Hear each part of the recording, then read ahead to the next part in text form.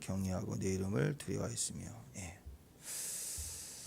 자, 2절에 보면 좀 지저분하죠. 예, 똥 얘기가 나옵니다. 예.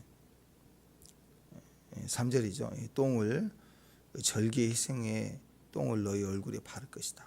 원래 이것은 제거해서 버려야 되는 건데 똥을 바른다. 왜요? 화가 나신 거죠. 받지 않으신다는 거죠. 우리에게 수치가 되는 거죠. 예전에 그 종로의 대장 김두한 씨 국회의원 됐을 때 국회 오물투착 사건 엄청나잖아요.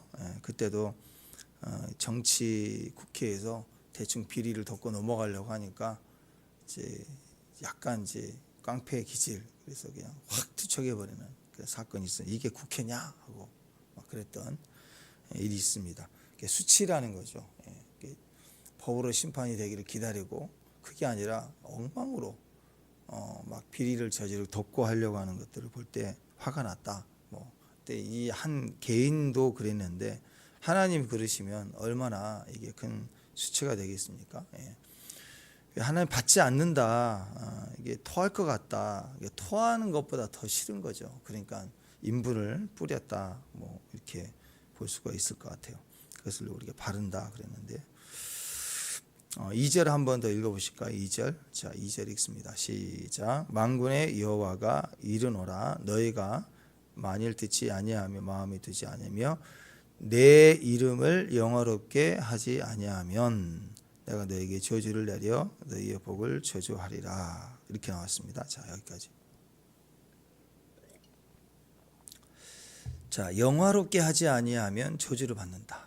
근데 우리가 받은 저주 중에 최고의 저주가 뭘까요? 그것은 하나님이 더 이상 우리에게 감각이 안 되는 거예요.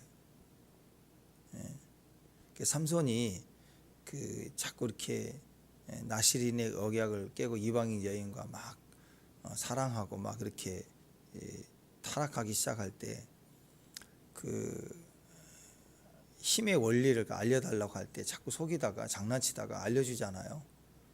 자, 그랬을 때 어떤 일이 벌어집니까? 블레셋 사람이다. 그래서 왔을 때 야, 저것들 또 저번처럼 내가 칠게 하고 나갈 때 성경은 뭐라고 얘기하냐면 이미 여호와의 신이 떠난 줄도 모르고 갔다 그래요.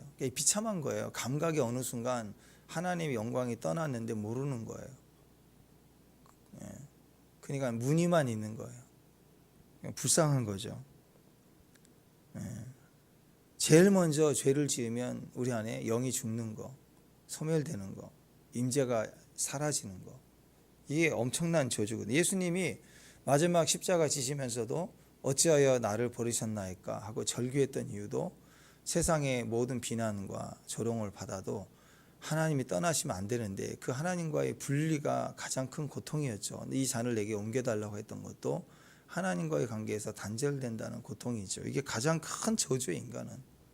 그리고 반대로 얘기하면 세상 그 어떤 것을 얻는 것보다 하나님 임재, 하나님과 하나가 되는 것을 선택하는 것이 가장 큰 축복이다. 그 얘기입니다. 그게 우리에게 확인되는 게 제사 아니에요. 제사는 하나님과 관계가 있는 거고, 그리고 하나님 나를 받지 않는다, 외면한다, 떠나셨다. 제사가 안 되는 걸 얘기하는 거예요. 예배를 받고 안 받고가 가장 큰 축복이냐 저주냐 그런 개념이 되는 것입니다. 그러니까 왜 우리가 이 마지막 저주로 본다면 이게 하나님과의 관계가 단절되는 이 저주의 개념으로 본다면 우리 삶에 어느 순간 하나님을 믿는데 어느 순간 기도하는 예배는 하는데 영적인 침체가 오는 거, 그게 그 방향이라는 거예요. 그 방향을 향하여 내가 소멸되기 시작했다는 뜻이거든요. 영적 침체 이유가 뭐냐? 말라기에서는 아주 정확하게 얘기를 합니다. 그것은 하나님을 영화롭게 하지 않았기 때문이다. 이렇게 얘기를 해요. 내 이름을 영광스럽게 하지 않았다. 그러니까 떨어진 그 영화롭게 하는 것의 주체를 오늘 제사장이라고 얘기합니다. 제사장이 제일 먼저 이것에 대한 책임이 있는 거예요. 특히 구약에서 이 제사장의 역할이 너무 크지 않습니까? 하나님과 관계에 제일 서 있는 존재가 제사장이죠.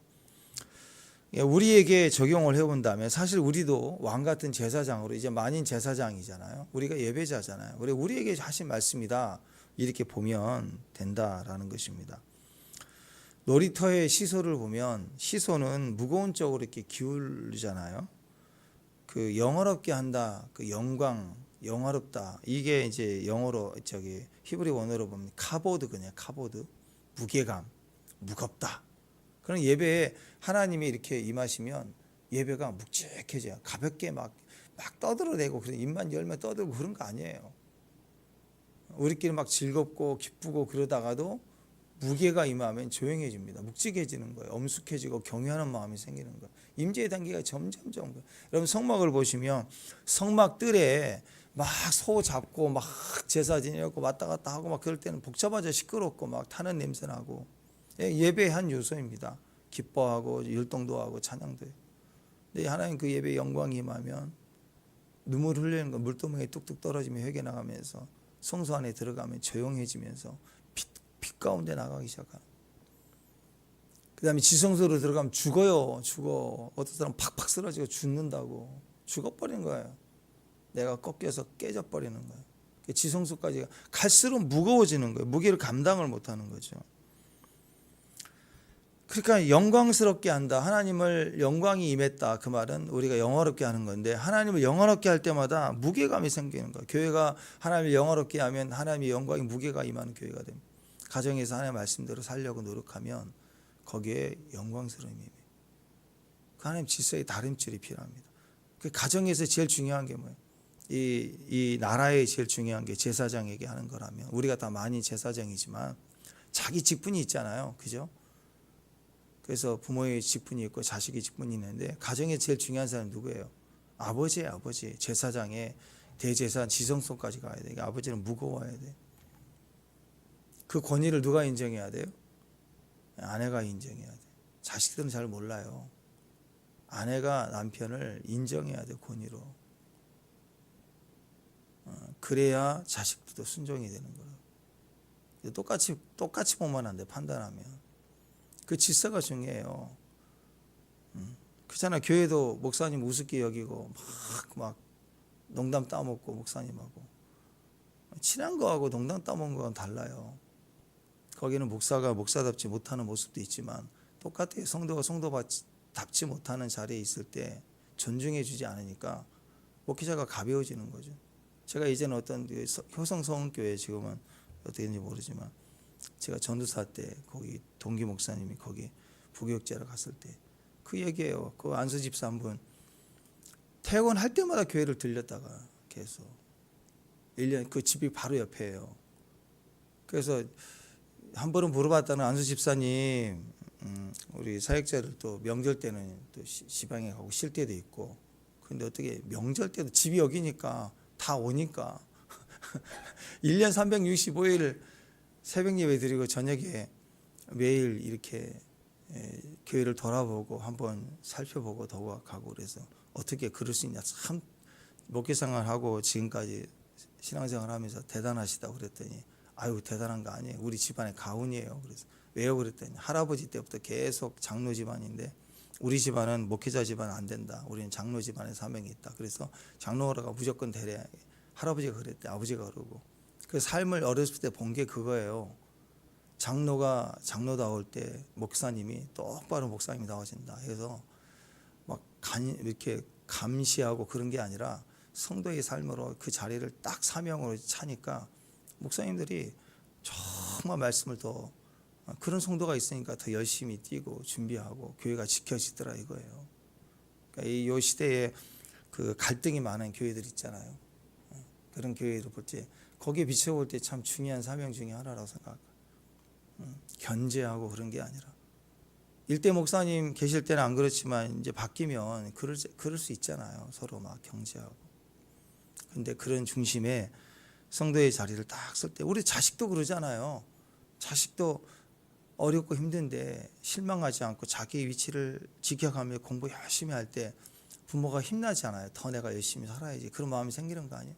술 먹고 다닐 이유가 없죠. 아이가 막 생명 걸고 공부하는데 조금이라도 뛰려는 마음이 있잖아요. 똑같은 거예요. 그래서 그게 이제 서로의 자리를 영어롭게 하는 것은 자기 위치를 지키는 거라고.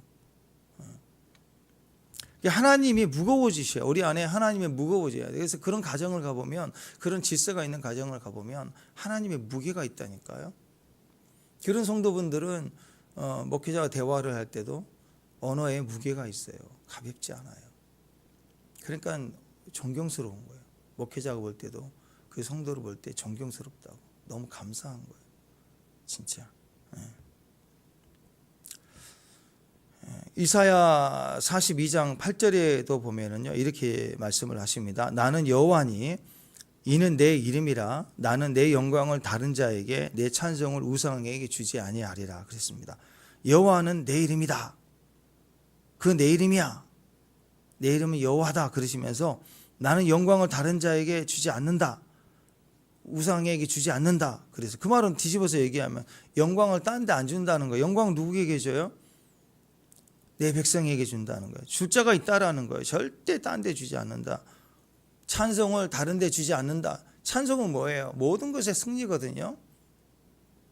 승리를 주지 않는다. 내 택한 자에게 준다. 이게 하나님의 의지거든요. 그러니까 영광을 준다는 말은 하나님을 영화롭게 하는 것에 영광을 두시는 거예요. 하나님 질서를 영광스럽게 하는 거라고. 그러면 하나님의 영광을 두는 교회가 된다. 그런 인생이 되고, 그런 가정이 되고, 그런 교회가 되고, 이게 삼박자예요. 같이 가는 거예요. 오늘 2절 말씀 보면은 마음에, 방금 읽었던 마음에 두지 아니하면 그랬잖아요. 마음에 두는 게 영광, 하나님을 영화롭게 하는 것을 어디다 두라고요? 마음에 두라는 거예요. 마음, 행동이 아니라 마음에 두라. 마음으로 결정하라. 마음으로 결정하라. 그렇게 했어요. 그러니까 이 앞부분을 보면은, 자, 제사장들이 어떻게 행동했는가를 보자. 어제 말씀 13절 한번 읽어보세요. 13절. 어제 거 13절. 자, 있습니다. 시작.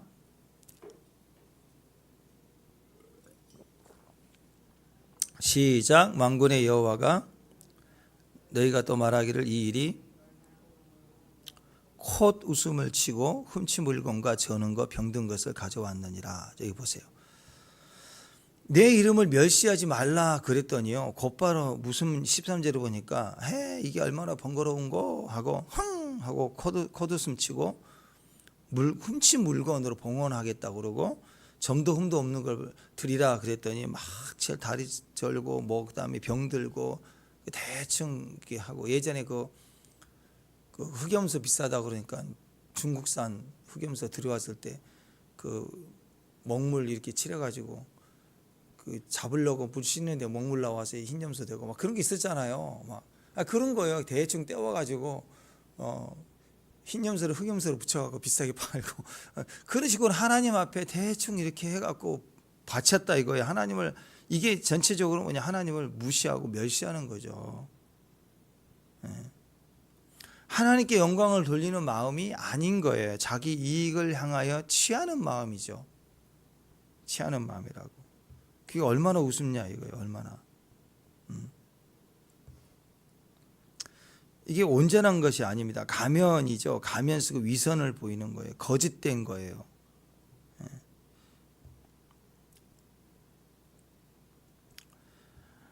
여러분, 그래서 이러한 모습들을 하나님 보실 때, 하나님 앞에 막 콧웃음 치고 막 나오는 그런 모습들을 볼 때 하나님이 너무너무 분노가 되고 받지 않겠다, 그런 마음으로 말씀을 하시는 겁니다. 영광을 받기 위해서, 우리가 영광으로 들어가기 위해서 우리 마음에 하나님을 영화롭게 하는 것이 있어야 된다. 그 마음을 가진 사람이, 그 마음에 무게감이 있어요. 하나님 묵직한 임재가 있다고. 그리고 그 가정이, 그 마음에 하나님을 두는 마음을 가질 때 거기에 묵직함이 있다고. 그러니까 가정 중에 한 사람이라도 무거워야 돼요. 특히 그 책임을 따진다면 당연히 아버지가 무거워야 되고, 마음이 무거운 사람이 된다. 또 교회도 마찬가지고, 왕 같은 제사자라고 생각하는 사람이, 교회에서 리더자라고 생각하는 사람이, 그리고 처음부터 내가 우리 교회 멤버로 내가 기둥처럼 서겠다, 그 역할을 하는 사람들이 어떤 사람이냐? 마음이 무거운 사람들이라고, 가볍지 않는 사람들이라고. 그래서 일은 그렇게 가는 거예요. 진행이 되는 거라고. 거기에 하나님이 임재가 있고 영광이 있는 것입니다. 그래서 레위 사람 이야기가 나오잖아요. 레위 사람들에서 하나님이 마음이 무겁다, 하나님을 영화롭게 하는 그 의미가 뭐냐면 4절에 보니까 이렇게 얘기해요. 4절 보십니다. 만군의 여호와가 이르노나 내가 이 명령을 너에게 내린 것은 레위와 세운 나의 언약이 항상 있게 하렵니다. 레위와 세운 언약이 나와요. 레위와 세운 언약. 그 언약이 뭐냐? 그 언약. 5절에도 나오죠. 그 5절에도 언약이 어떻게 나왔어요? 네. 레위와 세운 나의 언약 이렇게 나와요. 나의 세운 언약. 생명과 평강의 언약이래요. 자, 생명과 평강의 언약이라는 뜻이 뭐냐면 레위 자손들은 분깃이 없었잖아요. 그죠? 레위 사람들은 땅을 기업으로 얻지 못해서 분깃이 없었어요. 근데 하나님께서 분깃을 안 주신 게 아니라 다른 지파와 다른 분깃을 주셨어요. 다른 지파에게는 땅을 줬지만 이 레위 사람들에게는 하나님을 줬어요. 하나님이 너의 기업이다. 하나님이 너의 분깃이다. 이런 뜻입니다. 아무것도 없는 것 같은데 실제로는 하나님을 가진 거예요. 땅을 가진 게 아니라 하나님을 가진 거예요. 그러니까 하나님을 가졌으면 다 가진 거예요. 그러니까 아무것도 갖지 못했다. 나는 기업도 없다. 땅도 없다. 나는 아무것도 없다. 그런 것 같은데 하나님이 기업이고 하나님이 분깃이면 사실은 다 가지는 거죠. 그래서 신약의 왕 같은 제사장 그럴 때 우리는 레위인과 우리를 같이 동일시하는 거예요. 우리의 분깃은 하나님이다라는 거예요. 그 믿음이 있어야 되는 거예요. 그래서 없는 것 같지만 하나님만 소유하면 다 가지는 거예요. 그게 레위와 세운 언약입니다. 그 레위와 세운 언약을 가진 사람들, 레위 지파 사람들에게는 하나님이 분깃이니까 하나님 다 주시는 거예요. 그래서 고린도후서 6장 8절, 9절, 10절 보면 우리는 속이는 자 같으나 참되고, 그러니까 겉만 보면 기업도 없고 땅도 없고 아무것도 무명하고 무식하고 어리석고 바보 같고 기도밖에 모르는 거고 맨날 그러잖아요. 그런데 무명한 자 같으나 유명한 자요, 죽은 자 같으나 보라 우리가 살아있고, 징계를 받은 자 같으나 죽임을 당하고, 근심하는 자 같으나 항상 기뻐하고, 가난한 자 같으나 많은 사람을 부욕해 하고, 아무것도 없는 자 같으나 모든 것을 가진 자로다. 이게 바로 레위와 세운 나의 언약. 하나님 기억하는 거예요. 나의 언약이라고 기억해요. 레위와 세운 나의 언약. 그는 반대로 레위는 하나님과 세운 나의 언약 아래서 나는 유명한 자다, 가진 자다, 이렇게 얘기하는 거예요. 나는 기뻐하는 자다, 예배자다, 기도자다, 선교사다, 그런 거예요. 탕자의 비유에도 나오잖아요. 아버지가 막 불만을 가진 첫째, 탕자가 오니까 막 잔치해주는 아버지를 향해서 막 불만을 막 터뜨렸어요. 그때 아버지는 뭐라고 얘기했습니까? 너는 항상 나와 함께 있으니 내 것이 다 네 것이로다 그러잖아요. 축복합니다. 땅 주면서 네 거야 그게 좋아요? 내 것이 네 것이야 하는 게 더 좋아요? 그게 더 좋은 거죠. 야, 너 내 아들이 아니냐? 그러면 내 아들이면 내 거가 네 거고 네 거는 네 거야. 다 네 거야. 그냥 한마디로 집약해서. 내 것은 네 거고 네 것은 네 거야. 놀부하고 반대말이죠. 네 것은 네 거야. 그것을 짧게 얘기하면 다 네 거야. 이거예요. 근데 그걸 모르냐? 하나님의 소속이 되면 생명과 평강이 임합니다. 땅이 없어도 생명과 평안이에요. 이 언약을 가진 사람은 그 마음에 생명과 평안이 있어요. 땅이 없어도, 가난해도, 핍박받아도, 억울해도 생명과 평안이 나와요. 꺼내놓으면. 그래서 저는 상담을 할 때 보면 그럴 때가 있어요. 어떤 분은 너무 속상하니까 이런 일이 있었어요. 막 억울해요. 화가 났어요. 처음에는 그래요.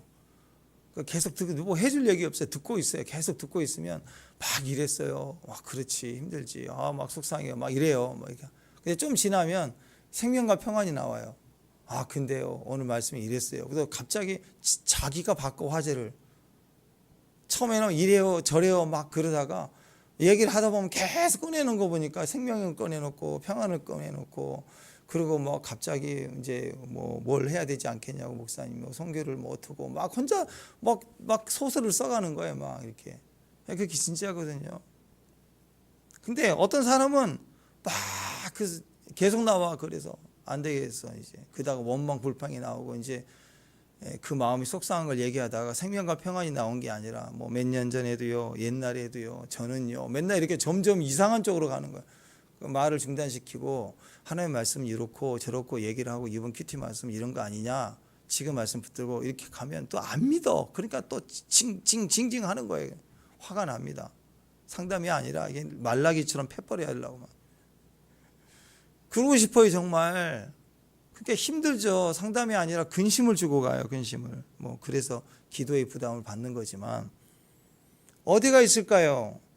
자기 안에 언약이 있는 사람은 억울하고 힘들어도 결국 그 언약을 꺼내놓고 스스로가 설 수 있다고. 생명과 평안이 나온다고. 그래서 이기는 거예요. 5절 6절 다시 5절 6절 시작. 레위와 세운 나의 언약은 생명과 평안하게 언약이다. 내가 이것을 그에게 준 것은 그로 경외하게 하려 함이라. 나를 경외하고 내 이름을 두려워하였으며. 이게 뭐예요? 무게감이 있는 하나님의 영광이 임했다는 뜻이에요. 그의 입에는 뭐가 있어요? 진리의 법이 있고 입술에는 불의가 없으며 화평과 정직함으로 나와 동행하는 많은 사람을 돌이켜 죄악에서 떠나게 한다. 이게 레위 언약을 가진 사람들의 모습이라고. 하나님 소속이 되어 있는 모습. 땅의 기업 갖고 뛰는 거 아니에요. 땅의 소망, 땅의 뭐 기업에 뭐 이걸 이익을 얻었다 뺏겼다 거기에 반응이 아니라 하나님의 소속을 가졌기 때문에 내 것은 네 거, 네 것은 네 거, 다 네 거다. 그 마음이 있는 거예요. 마음이. 로마서 14장 17절에도 그게 하나님의 나라죠. 먹고 마시는 것에 연연하지 않아요. 오직 성령 안에 있는 의와 생명과 평안이라 똑같은 거예요. 성령 안에 있는 의와 평강과 희락이다. 그것이 오늘 나와 세운 레위의 언약은 생명과 평강의 언약이다. 똑같은 거예요. 하나님의 나라라는 거예요. 하나님의 나라는 다 네 거야. 의와 생명과 평안. 의가 뭐예요? 하나님과 우리가 관계죠. 관계가 회복된 거예요. 의롭지 아니하면 하나님 앞에 설 수가 없어요. 사람 개인의 의의가 아니에요. 행동을 어떻게 똑바로 했느냐가 아니라 착한 일 했느냐, 기근 재난 당한데 기부를 했느냐, 그런 개인의 의미가 아니라 십자가의 의의가 아니면 의의가 아닌 거예요. 십자가의 의의가 있기 때문에 우리가 하나님 관계가 회복됐다는 거죠. 평강은요, 이웃과의 관계를 말하는 거죠. 이웃과의 화평함. 그러니까 이웃과 관계가 화평하면 되돌려 받습니다. 그 이웃에게 화평케 하면 이웃이 행복해지는데, 이웃이 행복해지는 거 볼 때 이웃이 행복한 것보다 행복하게 하는 사람이 엄청 기뻐요. 여러분, 이것은요, 신앙을 떠나서 이렇게 남을 구제하는 사람들은 한결같이 얘기하면 너무 기쁘대. 그 가끔씩 이제 여러 가지 그 귀담이 있잖아요. 해년마다 이렇게 기부하고 하는 사람, 추적해서 무명으로 하는 사람도 확인해 보면 일반 평범한 사람이, 어려운 사람인데 1년 내내 저축을 해서 이걸 기쁨을 가지고 한다. 왜 그러냐면 남을 돕는 것의 기쁨은요, 거기는 굉장한 카타르시스가 있습니다. 하나님이 본질적으로 우리에게 주는 마음이에요. 신앙이 아닌데도. 근데 신앙 안에서 드릴 때의 기쁨은 너무 큰 거예요. 여러분, 그걸 아셔야 돼요. 그것이 나의 기쁨이 되니까 하는 거라는 거예요. 그러니까 결국 의의가 있고 하나님 관계가 서 있을 때, 그리고 평강을 끼치게 되면 우리 안에 희락이 되돌려와요. 기쁨이 넘쳐나게 되는 거예요. 이거 회전이라고. 회전. 하나님, 이웃, 나, 하나님의 의, 십자가의 의, 이웃의 평강, 그리고 나에게 더 되돌아오는 희락. 그래서 하나님과 이웃과 내가 다 같이 회전력을 가지고 하나가 되는 거예요. 생명이에요, 생명. 그게 우리 안에 풍성해진다, 그 얘기입니다. 그게 우리의 축복이라는 거예요. 그게 레위 지파와 하나님이 세운 언약, 다 네 거다. 다 네 거다. 그리고 얼마나 행복해요. 그러기 위해서는 우리 입술이 어떻게 돼야 됩니까? 6절 아까 읽었던 거. 6절에 뭐라고 나왔어요? 그의 입에는 뭐가 있어요?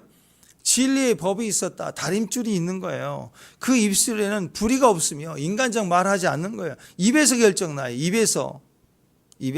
반대로 진실하지 않으면 어떤 일이 벌어지냐? 가면 쓰고 거짓하고 위선하고, 그러니까 침체가 되는 거예요. 영적 침체의 기준은 입술에서부터 잘못된 거예요. 하나님의 말씀을 말하지 않고 인간적 이익과 또 자기 인간의 개인적 생각. 그러니까 결국 다시 정리하면 우리 마음에 하나님을 영화롭게 하는 것을 둬야 하나님의 영광이 무게감이 임하는데 거기에 마음은 입의 조정을 받거든요. 입에. 입술을 말해야 돼요. 마음을 조정하는 방법은 없어요. 입술을 말해야 되는 거예요. 말해야 마음이 움직여져요. 그러면 내 마음이 뭘 담으려면 담고자 하는 말을 해야 돼요. 상처를 말하고 과거를 말하고 팩트를 말하면 마음이 뭐가 담기느냐? 사실이 담기는 거예요. 그렇게. 믿음을 말해야 마음에 담기고 하나님을 영화롭게 하는 거예요. 진리를 말하라는 거예요. 진리를 말하라. 그러면 하나님의 말씀을 말해야지. 내 눈에 보고 내 판단과 생각을 말하는 게 아니라 오직 하나님의 말씀을 읽고 그 말씀을 말해야 돼요. 그것이 8절 9절로 계속 이어지는 거죠. 율법을 행한다는 것은요, 마음에 담기지 않으면 행할 수가 없어요. 마음이 어떻게 담겨지는가? 입술에서부터 말씀을 말해야 되는 거예요. 형통을 말하고 또 아픔의 치유를 말하고 또 공급이 필요하면 부유함을 말하고 오늘 하루 종일 내 것은 네 거, 네 것은 네 거, 다 네 거다. 이것만 말해보라는 거예요. 하나님 말씀. 그게 우리의 무게감, 물질의 무게감 이런 것들이 우리 안에 역사하기 시작하는 거예요. 우리 안에는 거짓이 있고 불공정이 있고 위선이 있습니다. 왜? 입술이 맨날 그걸 말해요. 그러니까 망하는 거죠. 그러니까 세상 사람들의 웃음거리가 되는 거고 하나님이 그 재물 위에다가 드린다는 거기에다 거짓으로 막 훔쳐가지고 바치려고 하고 그러니까 하나님이 세상이 조롱을 받으니까 하나님이 거기다가 똥을 치라겠다 그런 거 아니에요.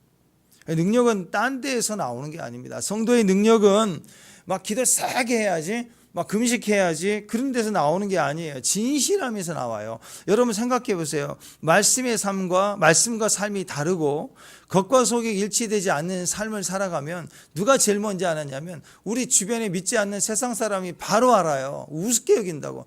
저게 저기 교회 다녀? 저게 성도야? 저게 목사야? 그런다고. 대번에 알아요. 조롱거리가 되는 거라고. 그래서 여러분 이게 우리에게 너무너무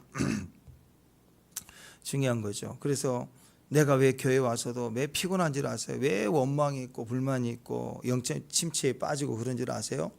그런 분들은요 항상 입에서 힘들어요. 아이고 힘들어요. 맨날 입에다 힘들단 말을 들고 삽니다. 이 사람 왜 힘들까? 입에서부터 힘들어요. 입에서부터 자기가 버거운 것만 난 맨날 오리를 가야 돼. 이 나라는 언제 바뀌는 거야? 로마가 언제 우리를 끌고 갈 거야? 나는 오리까지 짐을 지리 해필 나야. 이러고 징징거리고 오리까지 간다고 맨날 얘기하면 오리 안에 끌려가면서 계속 가는 거예요. 인생이. 심리까지 못 가는 거예요. 어떻게 하면 내가 인정받을까? 어떻게 하면 내가 억울하지 않을까? 내가 욕 얻어먹지 않을까? 자꾸 하나님이 아니라 사람 신경 쓰고 다니니까 계속 힘든 거예요. 늘 힘들다고 말을 하는 거예요. 지쳐가는 거죠. 그래서 그걸 깨야 돼요. 아, 나에겐 심리가 있네? 내가 자원해야 되겠구나 하고 엎드려지는 거. 진실할 때 엎드려지는, 사실이 아니에요. 진실이에요. 사실이 아니라 진실이에요. 그리고 하나님을 바라보고 엎드려졌을 때 그게 우리 안에 능력이 됩니다. 여러분, 진실이라는 단어가 시네카라, 라틴어로 시네카라거든요. 시네카라. 시네카라라는 단어가요, 덧칠하지 않았다, 또 햇빛에 비추어 봤다, 이런 언어의 뜻이 있습니다. 이 말의 어원이 어디서 나왔냐면 도자기를 옛날에 굽잖아요. 만들잖아요. 도자기를 만들다 보면 가끔씩 원치 않게 이렇게 금이 갈 때가 있어요. 그러면 당장 팔아야 되잖아요. 이것도 깨긴 너무 아까운 거예요. 그러니까 어떻게 하느냐, 도자기에다가 밀초를 다 떨어뜨려서 딱 대충 메꾼 다음에 유약을 막 덧칠해. 그러면 깨끗한 옛날 전통 방식이래요. 그러면 겉에 보면 깨끗해요. 그러니까 덧칠하지 않았다. 그 다음에 이걸 확인하는 방법 몰라요. 그걸 사가지고 집에 와서 뭐 담으려고 나중에 뭐 밀랍을 하니까 얼마나 가겠어요. 금이 쭉 가겠죠. 그러면 그거 바꿔달라고 못해요. 네가 사가는 동안에 깼다 그러니까. 대충 덧칠해가지고 밀랍 봉해가지고 이렇게 싹 해놓으니까 덧칠해놨다는 거예요. 그러니까 살 때마다 어떻게 하느냐, 이거 딱 들어서 햇빛에 비춰보면 보이는데 햇빛에 비춰봤다, 덧칠했다, 덧칠하지 않았다, 이게 진실이라는 거죠. 하도 속이고. 그러니까 우리 인생도 그런 거 아니에요? 시내카라, 이게 진실 다 드러나거든요. 공항 검색대 가보세요. 쫙 드러나요. 찌하고 이빨 이렇게 임플란트 한 사람은 터미네이터처럼 지지지지 이렇게 보인다. 다 보여요. 근데 하나님 검색대에 있으면 어떻게 할까요? 하나님 검색대에 더러운 옷기까지, 티끌까지, 생각까지 다 나오고요. 요한계시록 보면 직고하리라 그러잖아. 아, 나는 숨겨야지 그러고 있어서 입이 말을 한대. 저는 이런 죄를 졌습니다. 다 얘기한대. 여러분, 하나님 앞에 설 때를 생각해야 돼요. 진실함이라고, 진실함. 이 입술의 진실함을 내가 책임질 때 마음에 담겨지고, 그 담겨진 만큼 하나님을 영화롭게 하는 거고, 그걸 통해서 하나님 무게감이 우리 삶에 다시 시작이 된다. 하나님의 무게감이 있는 걸 하나님 영광이라고 하고, 그것이 우리에게 부흥이 되고, 또 그것이 우리 안에 충만이 되는 거예요. 그런데 하나님 영광이 떠나면, 내 마음이 가식적이면, 다시 말해서 입술이 삐뚤어지면 결국 우리는 영적 침체에 빠지고 거짓되고 허망한 것을 쫓다가 진실하지 못해서 맨날 뭔가를 덧칠하려고 그러고 어둠에 있으려고 하고 그런 거예요. 그게 우리 모습이 되고 마는 겁니다. 오늘 말라기에서 얘기하는 거죠. 영적 제사장으로 우리는 진실해야 된다. 오직 하나님 앞에 설 때를 바라봐야 된다. 그래서 오늘 레위지파 사람들에게 약속된 하나님이 세운 나의 언약, 레위와 세운 나의 언약, 이 언약을 가진 왕같은 제사장이 되기를 주님의 이름으로 축원합니다. 기도하겠습니다. 하나님 은혜를 감사합니다. 하나님께서 우리와 세운 나의 언약이라고 하신, 교회와 세운 십자가의 의를 세운 그 언약의 성취가 항상 우리 안에 있게 하옵소서. 그래서 어떤 상황에서도 하나님 믿고 의지하는 입술, 마음, 우리 삶의 현장이 돼서 오직 우리로 말미암아 하나님의 영광을 받으시는 하나님의 능력된 삶을 사는 귀한 종들 되게 하옵소서. 예수님 이름으로 기도합니다.